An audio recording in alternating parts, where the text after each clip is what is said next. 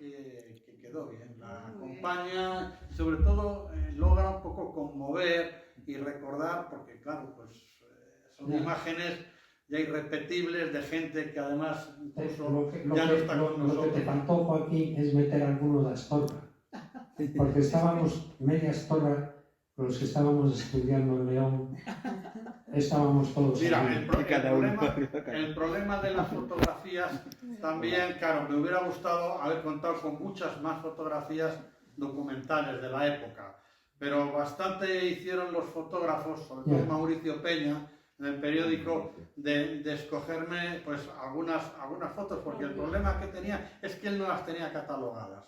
Él tuvo que ir mirando en miles de negativos, y las que yo veía que estaban publicadas en los periódicos de los eventos relacionados con el cineclub, pues yo le iba diciendo, mira a ver si me encuentras esta foto y esta.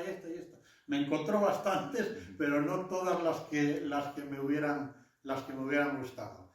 Pero bueno, es un poco parte de la historia de lo que ha sido este proceso de creación del libro. Yo no sé si nos sentamos o si quieres en lo que os sentáis, Joaquín, os recuerdo que os podéis sentar mientras os voy llenando yo un poco con lo que fue el cineclub Hastor de Astorga. Sí, le mencionamos en el libro. Sí. Además que tú cuenta la historia que sí. Bueno, pero sentaros. Mira, es que el cineclub Hastor lo montó un frutero, José Badaltamens, que era de Valencia, y un grupo de gente de aquí de Astorga. Yo de aquella, por eso digo que estaba un poco emocionado, porque yo de aquella tenía 16 años, es decir, que ya llovió. Y teníamos ahí el cine Tagarro, donde proyectábamos todo lo que era el cineclub y demás. Y después fuimos a estudiar a León, y en León lo que no sabía es que eras tú, Joaquín, el alma mater, porque mira que íbamos gente de Astorga a las proyecciones del cineclub universitario, pero mogollón, no uno ni dos. De hecho, muchas faltas teníamos en la universidad por ir al cine, la verdad. Bueno, es culpa vuestra. Sí, Luis, es que además se menciona, y Esther lo remarca bastante. Esta es la historia del Cineclub Universitario de León, pero antes que el Cineclub Universitario de León existieron otros cineclubs muy importantes. Por ejemplo, hacemos mención al Candilejas, que lógicamente pues cubrió un periodo de tiempo importante, en circunstancias a lo mejor todavía más complicadas que las nuestras. Y población también, porque el cineclub universitario, yo creo que era mucha gente universitaria y gente adulta, pero por ejemplo el Candilejas se esforzó mucho en ir barrios, pueblecitos, etcétera. Sí, nosotros eso lo intentamos con un proyecto que ya os hablaremos de él, que no llegó a fraguarse, como era el Instituto Universitario de Cine, que sí tenía el objetivo, la intención de incorporar el cine ya en las aulas como materia pedagógica, y ahí había también un apartado, una sección donde se trataba también de llevar el cine fuera del ámbito de la ciudad, tanto a los pueblos como a las comunidades de vecinos, que era un poco lo que también hicieron en el Candilejas. Pero bueno, ese proyecto no pudo materializarse, probablemente porque era demasiado ambicioso, era una universidad que todavía estaba empezando, porque nosotros fuimos al unísono que la universidad, es decir, la universidad se constituyó en enero de 1980 y nosotros la primera proyección la hicimos el 17 de enero de 1980. Quiere decir que bueno, fue la primera actividad cultural, por supuesto, de la universidad, y durante 2 años fue la única actividad cultural, pero ese proyecto, el Instituto Universitario, que después quisimos convertirlo en aula de cine, pues yo creo que llegó demasiado pronto y la universidad no encontró un marco jurídico para llevarlo a cabo, y claro, había otras prioridades lógicamente en la universidad como para embarcarse en una operación con un sueño de un grupo de estudiantes que querían pues llevar a cabo pues un proyecto que estaba en algunas ciudades, en Valladolid, en Oviedo había una figura parecida, en Murcia, pero claro, en León todavía pues había otras necesidades que cubrir y nos quedamos como cineclub y ahí estuvimos 8 años dando guerra y sobre todo, bueno, pues posibilitando que la gente, que los ciudadanos, que los universitarios y el público en general, porque fue un cineclub abierto pues, a todo el público, pues pudieran disfrutar de, pues a lo largo del periodo de 10 años, 8 gestionados por nosotros y 2 después gestionados por la ciudad, bueno, la universidad a través de Rafael Álvarez Nogal, pues se llegaron a exhibir casi 1000 películas, o sea que fue un cineclub importante con una dinámica y unos objetivos de programación muy abiertos, donde cabía pues todo tipo de cine, y yo creo que hicimos una buena labor. Lo que pasa es que es verdad que después, durante casi 40 años, yo me olvidé del tema. Me metí ya en los medios de comunicación y bueno, fue un periodo muy bonito y ahora visto en perspectiva más bonito todavía, al recordarlo también en el libro, pero del que ya te digo que yo me olvidé por completo. Y lo que pasa es que, como también he repetido, ya uno tiene una edad que empieza un poco a mirar hacia atrás. Yo empecé, por ejemplo, intentando recopilar mis trabajos en prensa, trabajos en La Vieja Crónica, y eso hace que empieces a darte un poco una cierta nostalgia, una cierta melancolía del tiempo pasado. Y un día se me ocurrió preguntarle a un compañero que le gusta mucho las colecciones de periódicos y revisar temas. Le dije, oye, tienes que mirarme a ver qué encuentras de lo que se publicó en su momento los medios de comunicación, sobre todo los 2 periódicos que entonces funcionaban, sobre el cineclub universitario.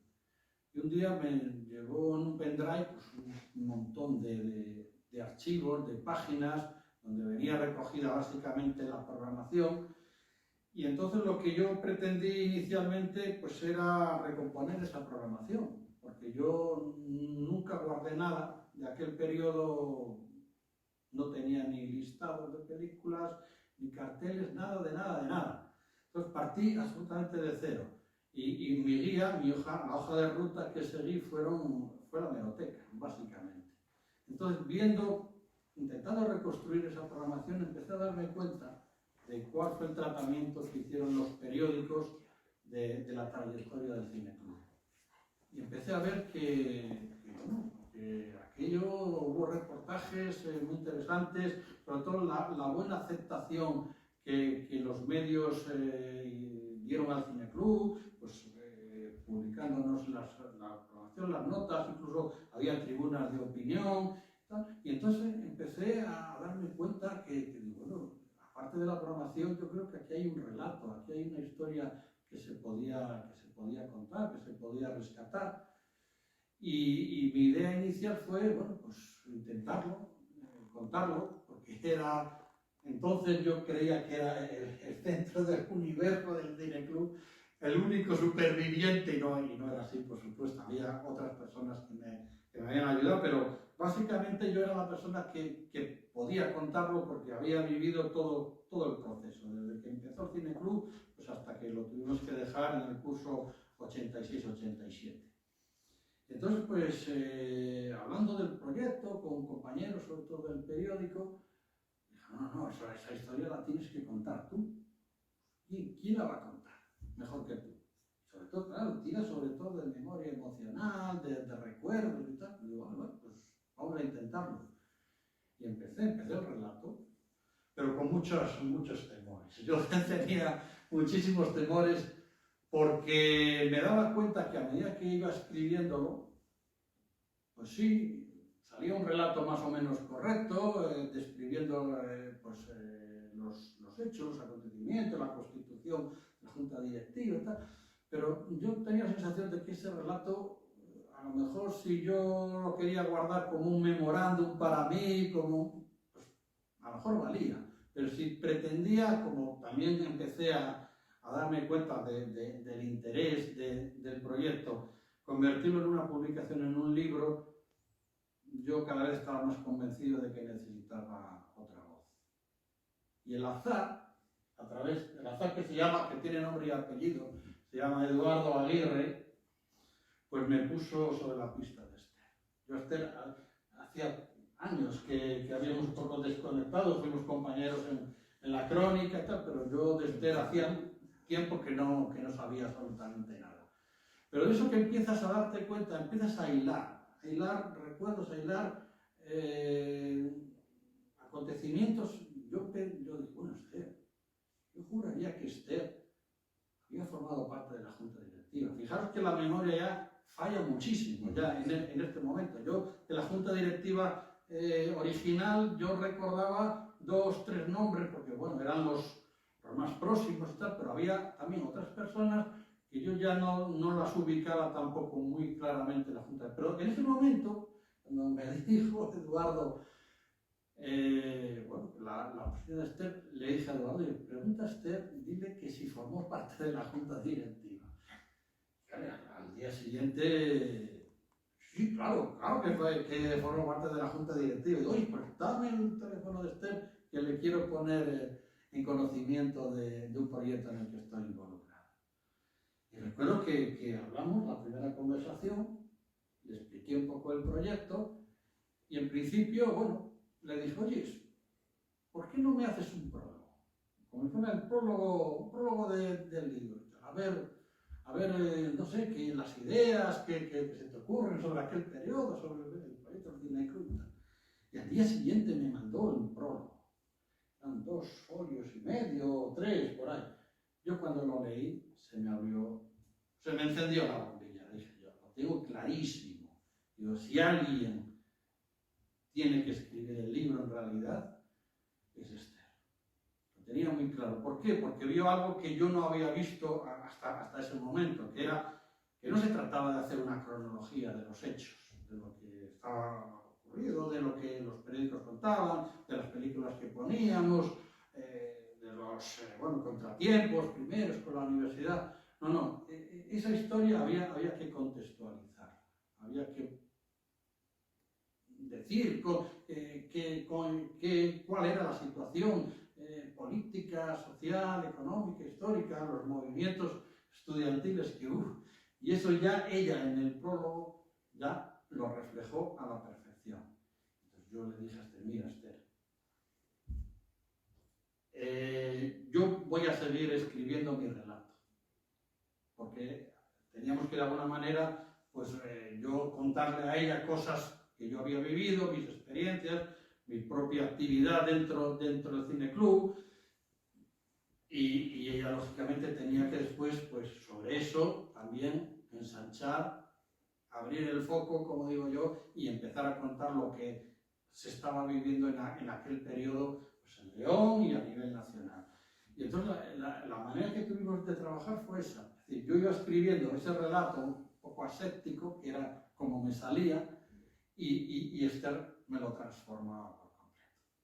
Lo transformaba, pero sin perder la esencia de lo que era Cine Club. Porque yo, el miedo inicial que tenía era que al final la historia del Cine Club quedara un poco solapada, o sea, quedara a lo mejor enterrada dentro de toda esa cantidad de información que proporciona Esther de la época, del momento histórico, político, social. Y lejos de eso me di cuenta que no, o sea, que seguía estando ahí el núcleo, la historia del Cine Club. Y además, lo que a mí me pareció maravilloso del trabajo de Esther eran las transiciones. O sea, esa manera que tiene de ir de lo local, de lo más cercano a lo más general, incluso yendo a la parte internacional, y volver de nuevo a lo local. Y esas transiciones eran de una fluidez increíble. O sea, yo cuando lo leía estaba encantado, estaba maravillado. Con lo cual ni en sueños pensaba que podía pues, contar con un texto tan bien hilvanado, tan bien estructurado como el que ha hecho Esther en este libro. Y después llegó pues, el momento de la edición, que también tenía, bueno, su intriga, y es que yo tenía posibilidad de haberlo editado a través del periódico. Incluso había editoriales en León que sabían también, nos habían dado la opción, la posibilidad de que también se editara, pero yo durante todo este proceso me he dejado llevar un poco por el lado sentimental. Quería que de alguna manera todas las personas que han estado involucrados en la publicación de este libro hubieran formado parte de alguna forma de aquel proyecto. Y entonces me acordé que Jesús Ejido, su compañero en la crónica, en la vieja crónica, pues tenía una editorial en Madrid, que era Reino de Cordelia. Él conocía perfectamente la historia del Cine Club, porque él incluso escribió sobre el Cine Club en algunos momentos en el periódico. Y entonces pues yo le dije el proyecto y también apelé a su amistad con Benigno Castro, que es al que está dedicado el libro, porque Benigno Castro fue también una pieza fundamental del funcionamiento del Cine Club, y él enseguida recogió el guante y dijo que por supuesto que él editaba el libro y que estaba encantado de hacerlo. Y el trabajo que ha hecho, porque además es una editorial que cuida muchísimo los libros, el diseño, la maquetación, que lo hace personalmente el propio Jesús Ejido, pues nos ha hecho pues un libro que yo estoy encantado con él. Con la programación, que le llevó mucho trabajo, con la búsqueda también de carteles y bueno, que es un libro que de verdad para mí fue un sueño, algo que hace pues 2 años ni se me hubiera ocurrido, pero yo creo que a veces la vida te va guiando por unos caminos que logran que al final pues esos sueños se puedan materializar pues en un volumen que espero que lo podáis leer y en alguna manera, si pertenece a nuestra generación, identificaros un poco con lo que se cuenta en él. Yo creo que por mi parte lo he dicho todo, casi todo. Después ya si queréis hacer alguna pregunta o cuestión, pues lo que queráis. Así que dejo a Esther que cuente su historia. Yo, aunque no es mi estilo y no me gusta, me vais a permitir que os lea una pequeña intervención, por no decir un pequeño meeting, porque muy identificada con la época, en estilo, suele ser mitinero, porque reconozco que un montón de vicisitudes personales y familiares se han confabulado en los últimos días para no dejarme dedicar a este tema la reflexión que merece, con lo cual no puedo ponerme más que hasta hace un rato, a esa hora en la que hubiera sido, yo creo que más productiva durmiendo la siesta. Y como yo pienso mejor cuando escribo lo que pienso, pues lo he escrito. Entonces, os lo cuento.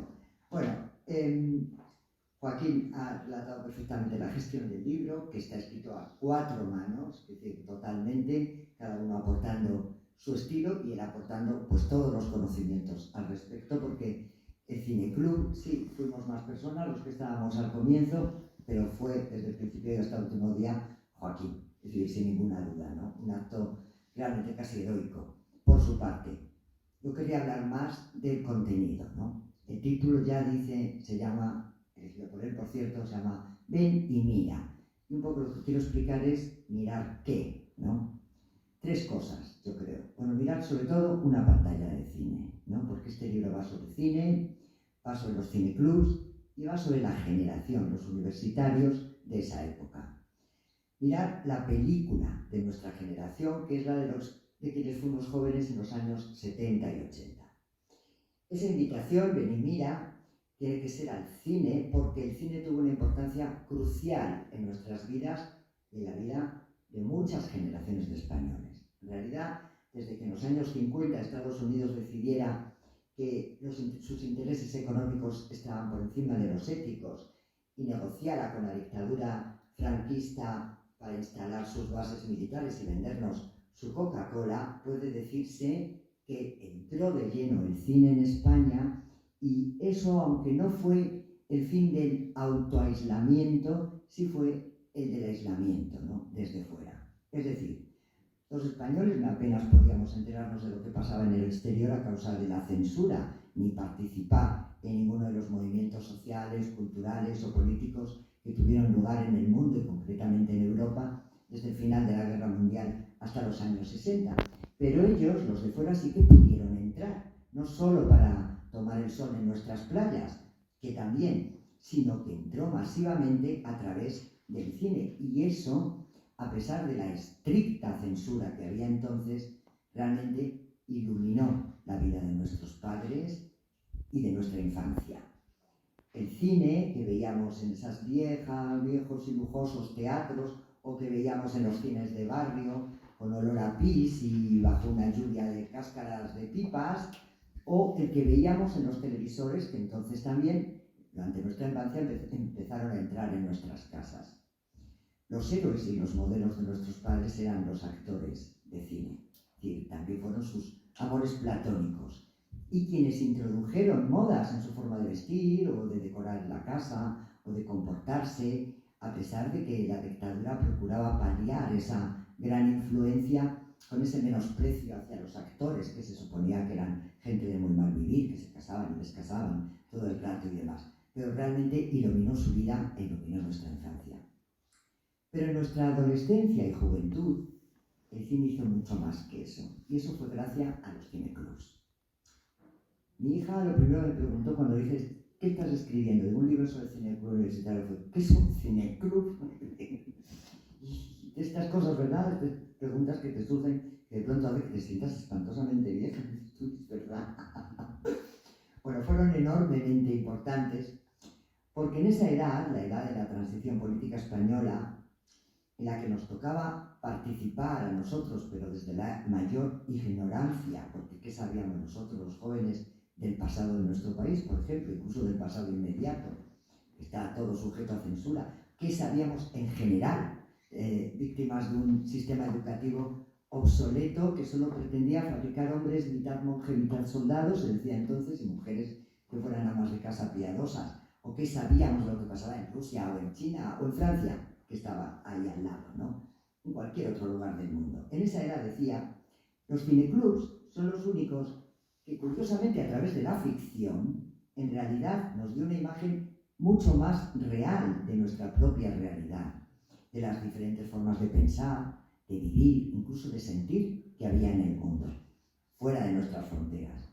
Sorteando la censura y en pantalla grande, por fin, pudimos ver no solo el cine americano que ya habíamos visto en los televisores, sino las películas de la Nouvelle Vague, del neorrealismo italiano, las películas que se hacían en el este, más allá del muro de Berlín, y sobre todo las que empezaban a hacerse aquí, en España, ya mucho más libres de censura, las que empezaban a contarnos cómo era nuestro propio país y nos retrataban mucho mejor que un espejo.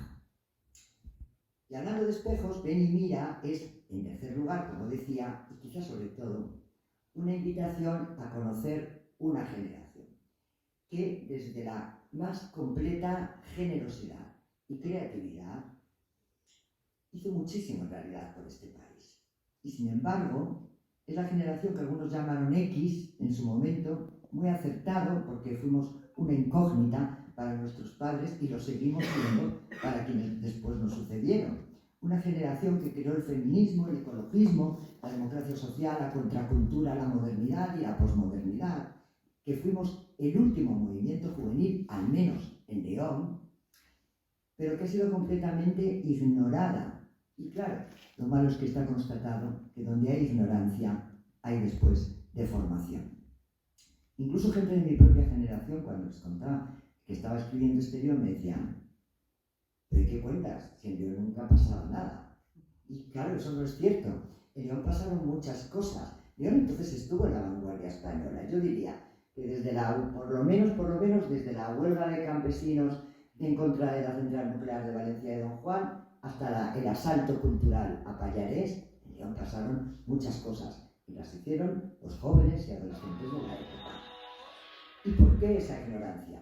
Y sobre todo, ¿por qué esa deformación? Después de haber conseguido cambiar totalmente el panorama social, si no el político, que correspondió a nuestros padres y hermanos mayores, sí el social y cultural del país, ¿por qué no se nos reconoce más que la llamada movida? Es decir, como si hubiéramos sido una generación que se limitó a pasárselo bien. hacer música, bailar. He de decir que en realidad esa ignorancia fue un acto totalmente programado. Sencillamente, a los jóvenes que contribuimos a la transición, se nos sacrificó precisamente en aras a la transición, a ese supuestamente necesario olvido, pero no solo a la transición de la dictadura a la democracia, a la transición de la censura a la libertad, sino también a la transición posterior de lo que entonces se llamó la cultura del pelotazo, a los nuevos ricos, los yuppies que decíamos entonces, al neoliberalismo que se acercaba ya con pies de plomo. No en vano también se nos denomina, y con mucho más acierto creo yo, la generación del desencanto. Contaré una anécdota. Cuando yo todavía estaba en la universidad, en Valladolid, se me encargó hacer un instituto de la juventud de Castilla y León. O sea, no hacer yo, sino participar en la creación de ese instituto que la Junta de Castilla y León, que entonces gobernaba de Metro Madrid, quería hacer, ¿no? Y ya había en otras comunidades. Entonces tuve ocasión de ir a una reunión en Madrid con gente de los institutos de la juventud de otras comunidades autónomas. Es decir, digamos que con algunos de los jóvenes más activos del momento, activos en todos los sentidos.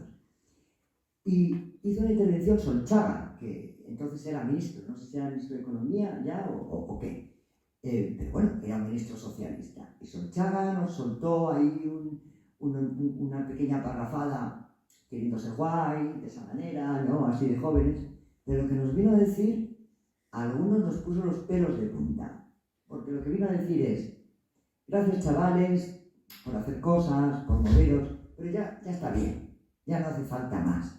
Ahora pasadlo bien y ahora es el momento de que la juventud se despolitice. Y lo dijo con estas palabras: es el momento de la despolitización. Ahora a estudiar, a pasarlo bien, que es mejor decir, a ganar dinero y ya olvidaros que los que hemos llegado arriba ya no necesitamos a nadie para seguir viviendo, ¿no?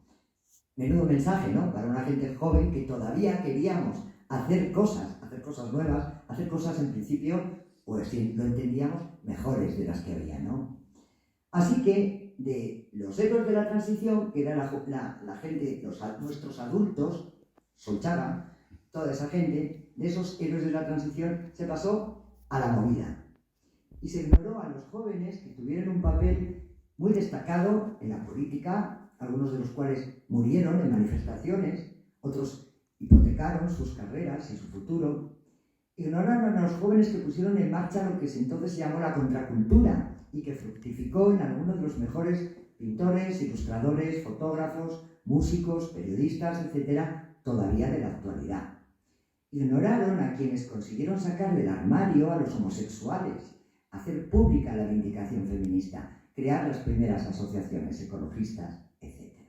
Toda esa gente quedó menospreciada por la cultura oficial, cuando no sencillamente enterrada, y digo literalmente enterrada porque el desencanto y la crisis económica de esos años 70 fueron el perfecto caldo de cultivo para la proliferación de las drogas y de hecho murieron en esos años más jóvenes por la heroína que en la guerra civil por las balas.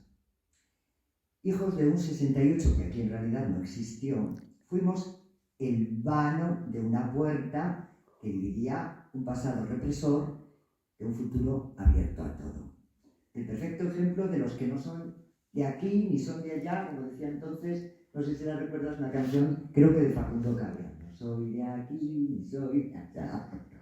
Facundo Cabral, pero nuestra historia en realidad se caracterizó mucho, Alberto Cortés puede ser, por el engaño en el que crecimos, porque era, obviamente, eso todavía era la España de versión oficial, ¿no? En el que nos educaron, y tras enfrentarnos a esas reglas impuestas por una sociedad represora y trasnochada, tras liberarnos de un pasado e intentar crear un mundo mejor, como decía antes, con mucha creatividad y con mucha generosidad eran nuestras armas. Después vino el engaño de la democracia que excluía nuestro idealismo para echarse en brazos del dinero, del poder, de la ambición, lo que empujó a muchos a no creer ya en nada, a una postura caracterizada por el cinismo. Eso sí, en todo caso, esos ecos del 68 que no existió nos ayudaron a creer en el amor. De modo que quienes no caímos en el cinismo, nos convertimos en eso que ahora llaman, con un menosprecio que no alcanzo a entender, buenistas. En palabras de Saul Bellow, la nuestra es una generación de personas bien intencionadas que prefieren lo bueno. Yo no veo nada reprochable en ello. En todo caso, no quiero que se entienda que este libro es un libro de autobombo generacional. No hay ni nostalgia, ni qué guapos éramos, ni qué bien lo pasamos, ni tampoco qué bien lo hicimos todo. No, es sencillamente un marco para la historia del Cineclub Universitario de León. El retrato de una generación, la que puso en marcha el Cineclub, la de quienes estábamos entonces en la universidad. Y un retrato, además de somero, crítico, que se justifica sencillamente porque no está hecho. Porque no está hecho el retrato de esa generación. Está por hacer y realmente yo espero que haya más y muchas mejores obras que esta que hablen de ese último movimiento juvenil leonés. Para el conocimiento de todos, para nostalgia también, pero sobre todo para el conocimiento de los más jóvenes de hoy. ¿Y por qué de los jóvenes de hoy? Pues, en mi opinión, porque nuestra generación, esta que cuando vemos zombies pensamos en las muñecas de famosa dirigiéndose al portal, esta de quienes hemos sido testigos del nacimiento de la democracia en España, de la Guerra Fría, de la caída del muro de Berlín, de la matanza de Tiananmen, del ascenso y caída de la perestroika, de la desgregación de la Unión Soviética, de las dictaduras y las revoluciones sudamericanas, de la aparición de Internet, de la muerte de John Lennon y del suicidio de Kurt Cobain, del auge de la música rock, rap, techno, etc., de la caída de las Torres Gemelas de Nueva York, del atentado de Atocha, de los enfrentamientos entre palestinos e israelíes, de la cárcel de Guantánamo, del genocidio de Darfur, de las invasiones de Afganistán, de Irak, de la telefonía móvil, etcétera, etcétera, etcétera, vivimos hoy con el temor o terror de ver cómo ese proceso que inicié diciendo que cuando se ignora se acaba por deformar, llegue a esa otra fase final que es, y después se repite. Así que, sí, creo que este es un libro pertinente para los jóvenes de hoy. Vivimos bajo la amenaza de un parón y vuelta atrás, pero muy atrás, de una regresión en las conquistas democráticas y del estado de bienestar que contribuimos a conseguir, de conquistas sociales y de derechos que costaron vidas, de la desculturización. Y corresponde a los jóvenes de hoy, precisamente, evitarlo.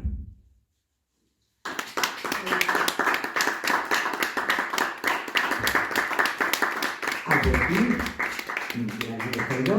que iba de mitin, en el estilo de la época. Si alguien quiere comentar algo, sí, si queréis alguna pregunta que queráis hacer. Yo, ante todo, también quiero felicitar al festival. Sin duda. Porque yo tuve el honor de participar en la primera edición. Recuerdo que Luis me llamó para que fuera jurado, y recuerdo pues aquellas deliberaciones donde elegimos el corto de Mateo Gil, Allanamiento de morada, que me acuerdo perfectamente, aquel vendedor de enciclopedias que era Eduardo Noriega, y han pasado pues 25 años. Es un proyecto muy hermoso al que deseo que por lo menos otros 25 años y que podamos estar aquí con una publicación. Y quiero aprovechar, porque este libro ya es un poco historia para Esther, porque Esther ahora está involucrada en otra novela y además que tiene que ver con Astorga. Si quiere ya adelantar algo o comentar algo, a lo mejor el próximo año pues tenéis oportunidad de llamarla para presentar esa novela que tiene el protagonista astorgana. Si quieres comentar algo. Está inspirada en una mujer de Astorga que conocéis, Balbina de Paz.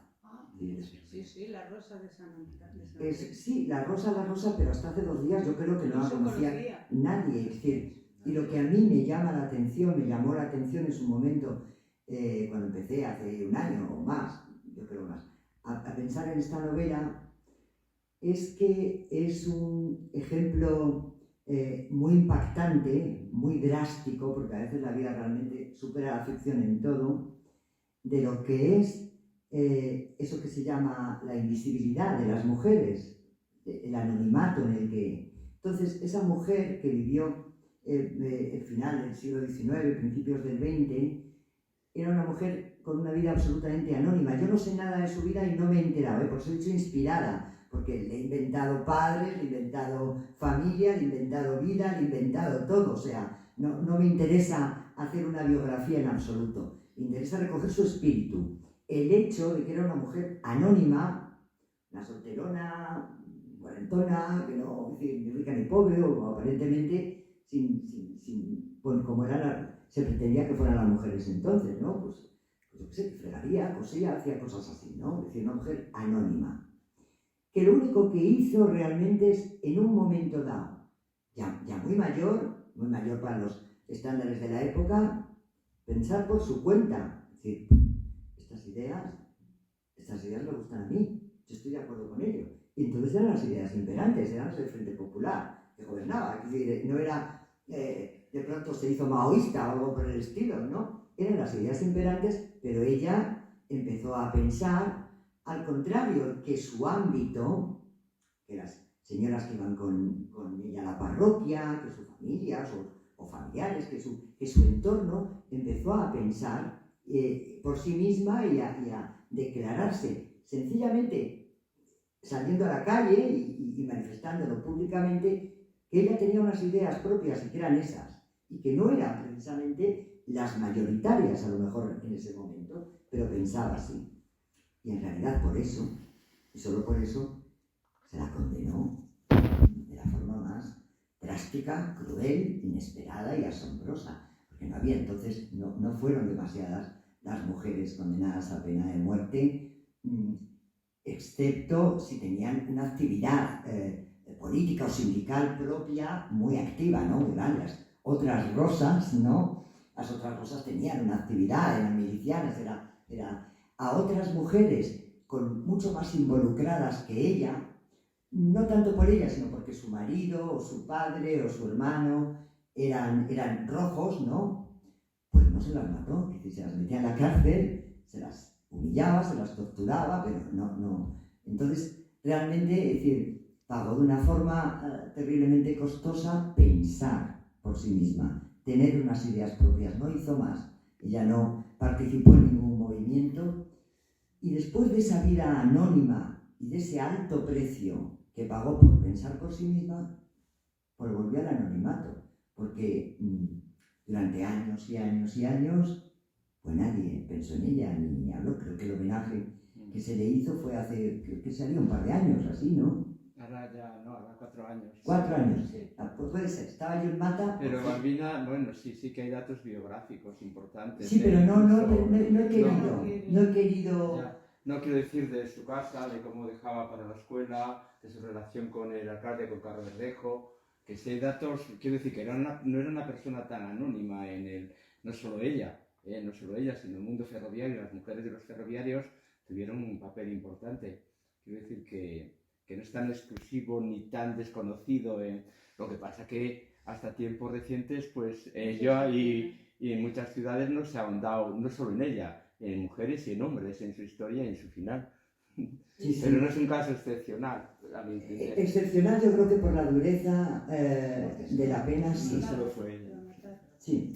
Pero bien, muy bien, no, nada. Excepcional en ese sentido. Es decir, no se castigaba otras condenas, se les a la cárcel de Santullán, se les condenaba a 30, 40 años, que luego obviamente no cumplieron, es decir, hubo un indulto antes, ¿no? Es decir, lo pasaron muy mal, no quiero decir que no, pero no es fácil encontrar, es decir, una pena tan dura para un delito tan insignificante, ¿no? Se buscaron armas en su casa, no tenía armas de ningún tipo, no, es decir, y lo único que yo he visto de ella, que es el juicio, es decir, para ver su juicio, pues es que son tronchantes, es que realmente todos, las acusaciones, ¿no? como todos los que se llevaron Sí, sin duda, sin en la duda. prisión central, Sin duda. otros 8 que hay, ¿no? No digo que fuera más injustificado que otros, sino más sorprendente. Es decir, ¿qué dices tú? Por ejemplo, no es más injustificado que una mujer que tuvo que pasar 30 años en la cárcel y a lo mejor morir allí porque fueron a buscar a su marido y no lo encontraron, por ejemplo. Es terrible, eso pasaba, ¿no? Es decir, no digo que sea más injustificado, sino más sorprendente, porque esa otra mujer estaba pagando los delitos del marido, pero ella no se sabe qué delitos, no había ni delitos familiares ni personales. El verdadero delito es haberse manifestado públicamente con unas ideas propias, en realidad. Entonces, a partir de ahí ya, es decir, se la califica de exaltada, en fin, pero en realidad, es decir, la lectura es aterradora, ¿no?, de ese juicio, y básicamente porque efectivamente, y sin embargo, pues se le condenó la pena máxima. Entonces, lo que a mí me gustó es esa idea, y entonces no he pretendido para nada hacer su biografía, y eso quedará totalmente claro, es decir, que no es su biografía, es un personaje que inspirada, totalmente inspirado, por ella, se menciona la escuela o su admiración hacia el alcalde, pero totalmente, pero quién sabe ya sus sentimientos, ¿no? Es decir, yo sí, porque me los invento, y yo me he inventado al personaje solo inspirado en ella, pero bueno, está haciendo sufrir muchísimo. Ella, no digo el libro, escribir el libro no, ella me está haciendo sufrir, mi personaje me está haciendo sufrir mucho, pero está a punto de terminar, y si alguna editorial me permita, pues sí que me encantará. Sí, ya estás invitada a venir a presentar. Bueno, no sé si queréis preguntar algo o tenéis alguna duda. Luis. Está todo perfecto. Está todo perfecto. Bueno, La pena es que no se ha perdido cuando veo esas imágenes de los cines llenos. Ya. Ahora eso es imposible. Esta misma bueno, biblioteca... sí, hay algunas imágenes, bueno, para que no haya equívocos. Claro, nosotros hemos ampliado también el foco y hemos recogido eventos que no estuvieron organizados por el Cine Club directamente, aunque sí había personas vinculadas al Cine Club que también participaron en esos eventos. Por ejemplo, se puede ver en las fotografías pues el estreno del Filandón, que en el Teatro Emperador, donde todavía salía el Cordero Campillo, a Antonio Pereira, y bueno, bastante gente, y ahí ese día recuerdo que Benigno Castro fue un poco el presentador del evento, y ahí se le ve junto al director, a Chema Sarmiento y al representante de la ELDE. Quiere decir que también hemos incorporado pues fotografías de acontecimientos, de estrenos, de cine en este caso, que se hicieron en el periodo en el que nosotros desarrollamos la actividad. Pues siento decirte que en la cuarta edición estuvieron los 4 aquí. Luis Mateo, Sarmiento, los 5. Sarmiento el director, Aparicio, Llamazares Y Pereira. y Pereira. ¿No? Yo recuerdo también una edición con Antonio Gamoneda. Eso ya Estuve fue yo. la 10ª. Sí, me acuerdo perfectamente. Sí, además te dimos el premio a ti. Claro, sí, sería ese año. Sí, que además estoy agradecidísimo de haber sido uno de los galardonados también por el premio a la crítica, que también se le dio a Tremer, me acuerdo, Sí. y a Calleja, Francisco Calleja, que era crítico de Diario de León. Sí. Bien, bien. Pero aquí donde habla el señor este de Barbas, es el mejor crítico de Castilla y León de cine. Bueno. Bueno, él no... Pero un crítico que ha dejado ya de ir al cine, fijaros cómo son las cosas, ¿eh? Sí. Uno ya empieza, Como dice aquí se acomoda, uno empieza a acomodarse. Primero abandoné la crítica en el periódico, también, no sé, de repente dejé de hacer crítica. Sigo coordinando la página de cine, del periódico, metiendo información, pero de repente desde hace 2 años dejé de ir al cine. Pero además de golpe. golpe una falta de interés por lo que se estrena en casa, bueno, ya sabéis, las plataformas, lo tenéis ahí todo. Ya. Y empieza, pero es que además, ahora es que ni tan siquiera veo películas en las plataformas, veo YouTube y cosas antiguas. O sea, programas, estoy viendo todas las entrevistas de Joaquín Soler Serrano de a fondo. Uy, son maravillosas. No, es un síntoma preocupante. Me empiezo a darme cuenta de que estoy en un territorio un poco peligroso. Sí, lo que pasa es que No sé si es pasajero o es definitivo. Lo que pasa es que estamos Diciendo, a los asistiendo jóvenes a... es que son todos... No, y después otra cosa. Y otra cosa que es una confesión, y ya con eso es que termino. Y es que el pasado es adictivo. Yo, intentando hacer el libro, buscando la información, pues me enfrasqué en las colecciones de los periódicos, en repasar, y todavía después de hecho el libro sigo haciendo lo mismo. O sea, sigo repasando, porque también hay datos que a veces, bueno, pues hay algún error de informativo y tal, pero es que me gusta estar ahí. Es como si me subiera en la máquina del tiempo y me gusta recordar y me gusta verlo en las críticas que hacía Benigno en el diario y aquel festival de cine histórico que fue un fiasco absoluto, total.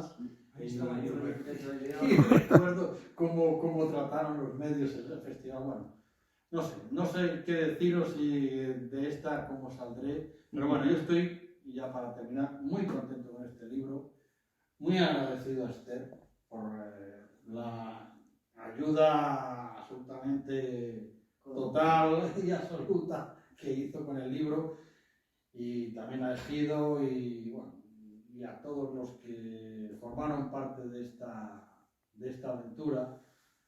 A ti, Luis, te pilló un poco, claro, yo no te conocía entonces, no te acercaste a la cabina a preguntar. ¿Tú qué tenías que ver con el Festival de Cine Histórico? No, pero que como coincidió en la época Y se marcha también. y también lo reflejamos, pues claro, yo también hice algunas críticas de las películas que se pusieron en el Festival de Cine Histórico, porque entonces el Diario de León hizo una cobertura del festival bastante importante y ahí estuvimos Roberto Merino, el propio Benigno, que era el que llevaba un poco la parte, y yo haciendo pues algunos comentarios de algunas de las películas. Pero que me refiero que ese episodio, pues si lo comparas con lo que fue la actividad del Cine Club, que con muy poquísimo dinero pues logró pues los objetivos realmente importantes de crear una programación que, vista en perspectiva, sorprende por lo ambiciosa que fue. Pues claro, enterarte que se gastaron 16 o 20 millones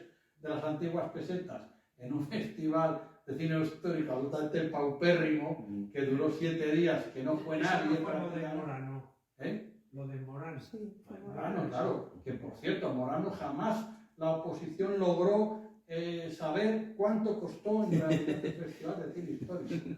O sea, se lo llevó a la tumba. Fue el secreto mejor guardado. O sea, nunca se supo. Pero haciendo el cálculo, había 16 millones presupuestados inicialmente. Quisieron engañar a los exhibidores diciendo que fueran a taquilla, pero los exhibidores ya se olían de que un festival en plenas fiestas de San Juan y San Pedro, la gente no iba a ir, dijeron no, de eso de taquilla nada. A nosotros nos pagáis 6 millones por el alquiler de las salas. Suma los 16 a otros 6 millones, más algunos extras que colaron ahí los amigos Afonso Eduardo y Martínez de Loza y Toy y compañía. Aquello fue un despilfarro, pero en toda regla. O sea, nos dan a nosotros, bueno, no sé, la décima parte de lo que costó y hubiéramos hecho maravillas.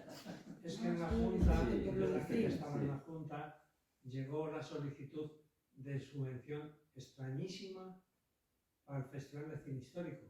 Y Santiago Trancón, que era el director general de Cultura, dijo que no. Estuvo en contra, sí, es verdad, sí. Dice, pero si es usted de León. Dice, ya, pero esto es una barbaridad. Sí, así es. Y así quedaba reflejado en los periódicos, así es. Quedó así reflejado, sí. Pues nada, que encantados de haber participado en esta esta charla coloquio con vosotros y que nada, que tengamos oportunidad el próximo año, por cualquier motivo, pues de reencontrarnos y sobre todo de que esté presente su, Sí, eso su ya novela estaremos atentos. en este marco. Así que Malvin. estar atentos porque pues seguro que va a sorprender. Así que muy agradecido. Nada, vosotros.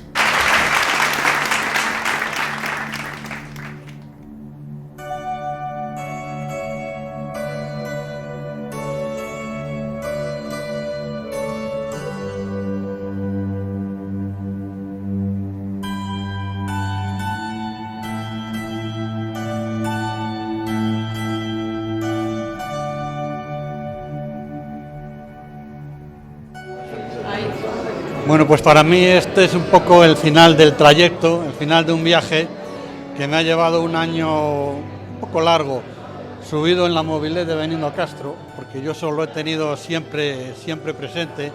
Este viaje lo hice con él en su momento, en vida, y lo he vuelto a repetir ahora haciendo este libro.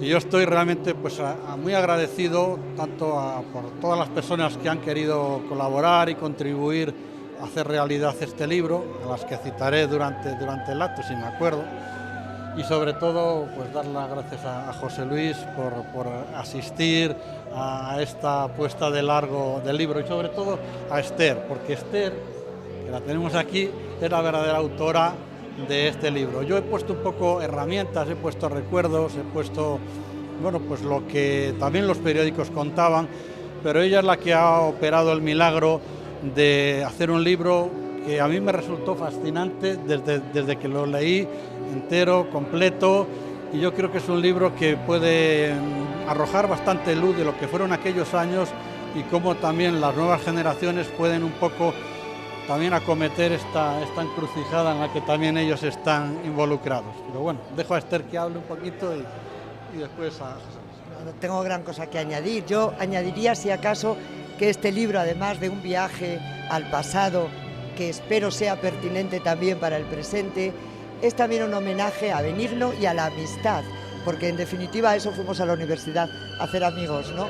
Y para eso hicimos tantas cosas. Entonces es un homenaje a Benigno, a la amistad y a una generación que todavía tiene cosas que decir.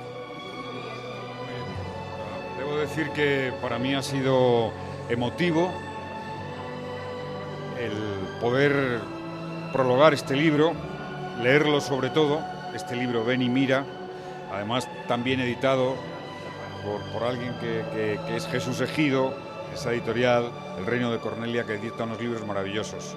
Aquí hay nostalgia, aquí hay memoria contemporánea, memoria de la transición, memoria de una generación, memoria del nacimiento de una universidad en León y sobre todo memoria de la pasión por el asombro de la cultura que en las personas de Joaquín y de Benigno Castro nos desbordó a todos, nos hizo mejores, nos abrió la visión de un mundo distinto, ese mundo que venía a través del cine, de películas que habíamos soñado ver y pudimos ver.